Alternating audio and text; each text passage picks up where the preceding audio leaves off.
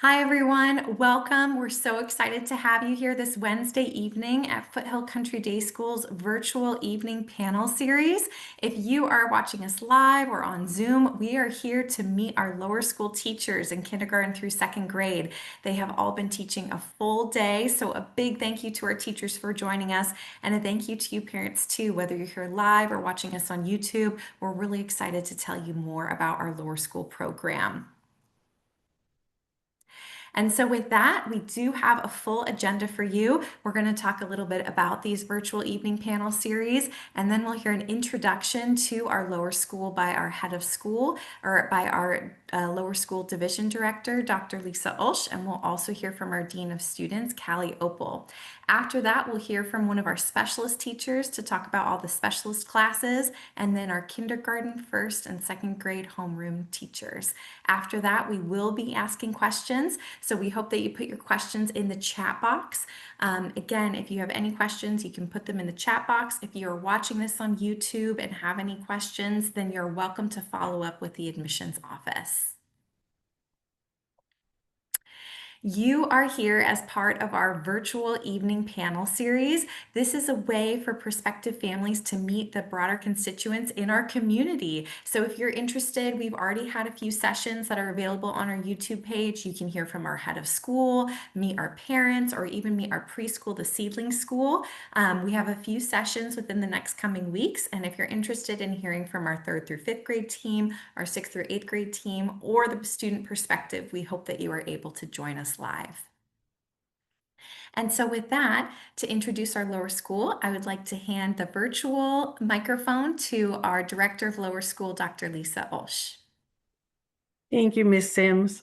I am so happy to see all of the families who are joining us today. Welcome. Lower school is such a wonderful place. I'm so lucky to get to lead this wonderful group of educators. I'm Dr. Lisa Ulsh. I'm the director of the lower school, and my job there is to oversee all of what happens in lower school. We provide a safe, nurturing, and inclusive environment for your children to learn their basic skills in reading, writing, and mathematics, and to have a sprinkling of wonderful specialist classes throughout each week. At the heart of it, in addition to growing as young people, we want your child to love to come to school every single day. So I'm excited to have you meet the teachers, hear more about their classes, because they are the true pros that your children will be interacting with. And I'm going to hand it back to Ms. Sims. Thank you, Dr. Ulsh. And so with that, as in another supportive role in the lower school, we have our Dean of Students, Callie Opal. Good evening. Thank you so much for being here tonight. I am Callie Opal, the lower school dean of students. My role is pretty much anything student related. So student learning, behavior and discipline, and then I also oversee our math program. And so all things student related, and it's a great place full of great students that are happy and really enjoy coming to school every day. Thank you, Ms. Sims. Thank you. Next, we have our specialist classes. And so for the specialist classes, I have Hillary Bleeker, who is our art teacher. She's here to tell you more about the specialist classes. Hello and welcome. So as you've heard, my name is Hillary Bleeker, and I'm an educator working with kids for the past 20 plus years and the past 10 years here at Foothill. At Foothill, specialist classes are at the core of the student experience. For students in the lower school, we offer art, science, music, PE and wellness, library, and technology. And students attend 1 to 2 specialist classes each day. As one of the specialist teachers, I work with TK to 5th grade in art. In lower school art, students work in a variety of materials, learning foundational techniques and skills, and they have the opportunity to experiment with materials and discover ways to interact with them.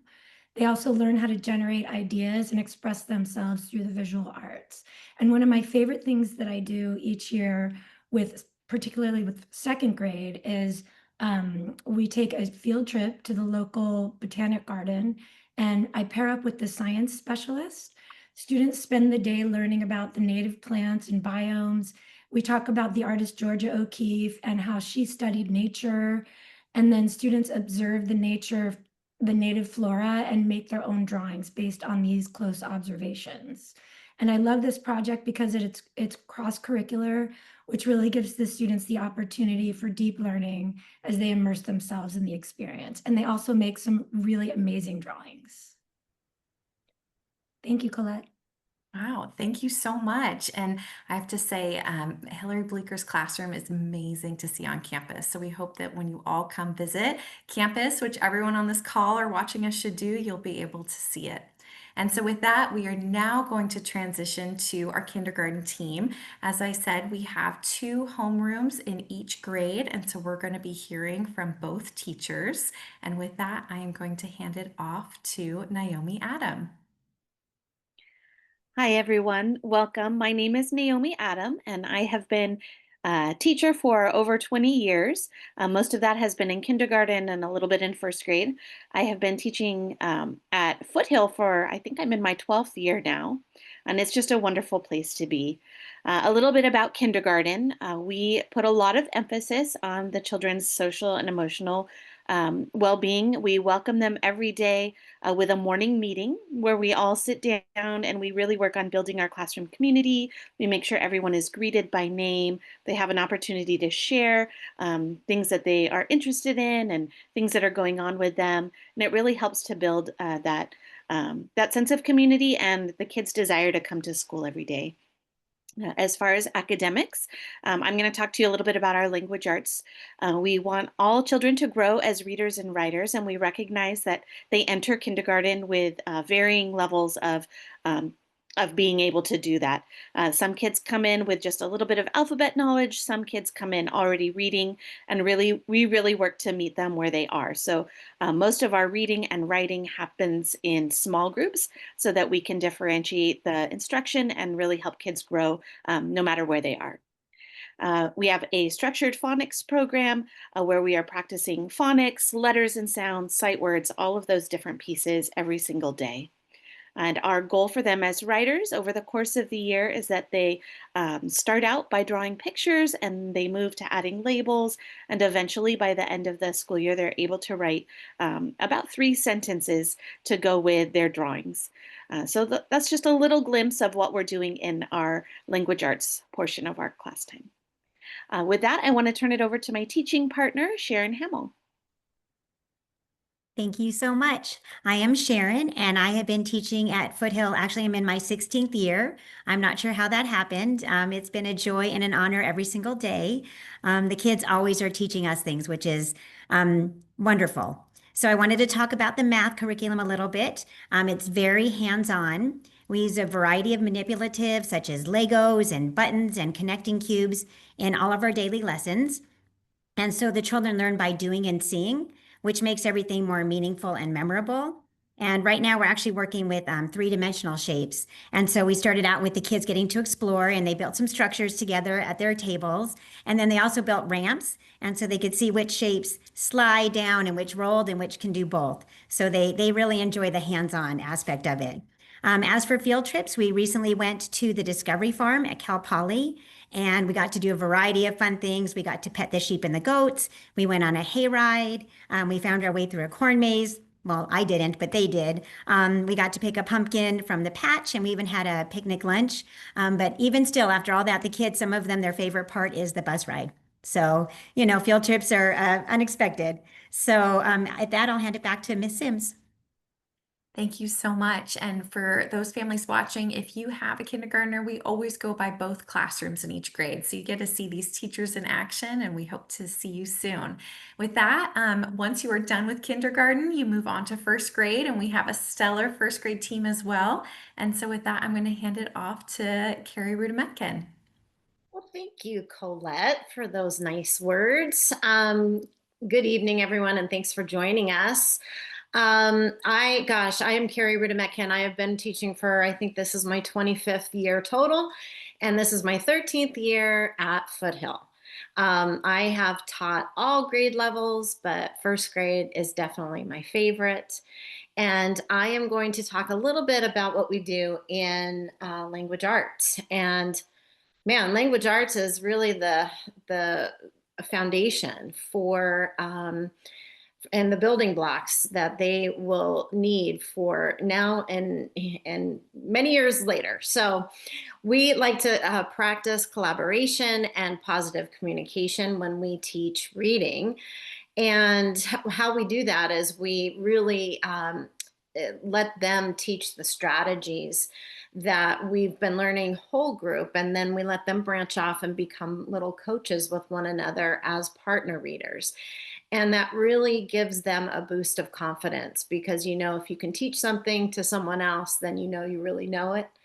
And what it does too is it gives them it gives them a lot of opportunities to create their, to work on their stamina. And they come in at the beginning of the school year being able to read for about 5 minutes or so, and we work our way up until about 20. And it's really fun to watch them grow. We build on on our reading skills from kindergarten, and we work on our fluency and our comprehension all year long. We work on how to synthesize our ideas after reading a story by doing a 3-finger retell. Tell us the beginning, the middle, and the end of a story. And they are so good at it by the end of the year. And then this picture is a great example, is that once we foster that good reading partnership with one another, we are really able to pull small groups and really hone in on their phonics and spelling patterns, and really hone in on each individual's needs as readers, because they are still really all over the board in terms of ability. But having that one-on-one time together is really important. And then a big part of our curriculum is writing, and they work on their letters and forming pictures in kindergarten, and labeling, and then they come into first grade and they're able to actually learn different genres of writing. Right now we're doing small moments where they're just talking about their stories that they have, that they want to bring to the table, their experiences. And then we go on to nonfiction writing, and then we go on to opinion writing, because, you know, they all have opinions, strong ones. And when they are able to share that in their writing and have a passion for sharing their writing, it's just so fun to watch them grow as readers and writers in first grade. And with that, I will hand it off to my partner, Miss Bonnie Bone. Hi, everybody. Welcome. I hope you're enjoying being informed about Foothill this evening. I'm Bonnie Bone, and I have been teaching for exactly 16 years, and I have been teaching first grade at Foothill for exactly 16 years. I feel like my classroom is my second home. Sometimes it's kind of my first home, but I love it. I enjoy it. I'm happy where I am, and I'm going to talk about first grade math. The number one goal of our whole math program is to help students love math and be courageous as they learn new strategies and be inquisitive to learn more. And the project that you see in the picture is a really good example of that. This happened a couple of weeks ago, right before Halloween. We dug into the guts of a pumpkin and we counted those seeds. And prior to digging in and counting, the kids each made an estimate of how many seeds were in the pumpkin. Then we dug into that gook and we pulled them out, and you can see there are 10 frames. We counted little groups of 10. Then we added all the groups of 10 till we were into the hundreds. The kids had a wonderful time, and boy, did they ever want to wash their hands when they were done. And so that's just one of the things that we love to do, is promote using hands-on manipulative material to practice our skills. And the pumpkin seeds were the manipulative of that day. And we use Singapore math as our math foundation for first grade. And the crux of the Singapore math is to teach concrete, or in other words, hands-on, before you teach the abstract, which is numbers on paper. And so activities like this, or connecting cubes, or counting counters on 10 frames, sticks and boxes as far as tens and ones, helps them learn addition, subtraction, place value. And we encourage students to understand a variety of strategies to solve problems, as opposed to just one way of being able to do things. So we like to encourage kids to become familiar with several strategies and choose what they think works for them as they grow as mathematicians. And we really love promoting our Singapore math curriculum, and it has proven very successful. Our kids are curious, they are learning, they are loving, because it's a pretty fast pace. We move from a little demonstration lesson to our concrete manipulatives to some pencil and paper activities in a very short span each day, and so it keeps the kids moving and hopping and really exploring math. So far this year, because we're still at the very beginning of our year, we've been doing mainly work with addition and subtraction of numbers up to 10, and now we've moved up to numbers up to 20. And we really want to encourage solid knowledge of their math facts. And once they've mastered addition and subtraction of numbers up to 20, then we slowly move up to numbers up to 40, 60, hopefully 100 by the end of the year. And throughout that process, we're also sprinkling in some knowledge about telling time, especially on an analog clock, counting coins and money, some measurement, a lot of place value. So and geometry and shapes as well. So so throughout the year, we really see a lot of growth in not only their strategies, but also their math vocabulary. We really like them to talk about the strategies that they use, and we like to use, sometimes we call it professor language, to describe what they're doing. Yeah. And with that, Miss Sims, are we Yeah. good? Yes, thank you so much. And if you are a prospective first grade family watching this, we go by both teachers' classrooms, and it's such a treat. So we hope you can visit us sometime soon. Well, and after first grade comes second grade, and we have a fabulous second grade team on the call as well, who would love to talk to you a little bit about their grade. And so with that, I'm going to hand it off to Colleen Martinez. Hello, everyone. Thanks for joining us. I'm in my 21st year of teaching second grade at Foothill, and I have enjoyed it thoroughly. It's been wonderful and challenging and just very rewarding. In second grade, we focus on the world around us. We usually have 3 field trips. Our first is to a paleontology museum nearby. Our second is a performing arts trip to see a play. And the third one is to the Botanic Gardens. Miss Bleeker alluded to that one. In second grade, I'm going to talk a little bit about the math as well. We build on what Mrs. Bone just relayed to you, and also we teach the students to work with numbers in the concrete sense, as she said, using manipulatives in the pictorial sense, so drawing to understand. We go into bar modeling, and then finally the abstract sense, so solving with mental math or only numbers as part of showing the work. We focus on place value, regrouping with 3-digit numbers, and then move into estimation. In the picture, you're looking at the students estimating with a string or ribbon for things measured in meters. So the green is the measured in 1 meter, about 1 meter.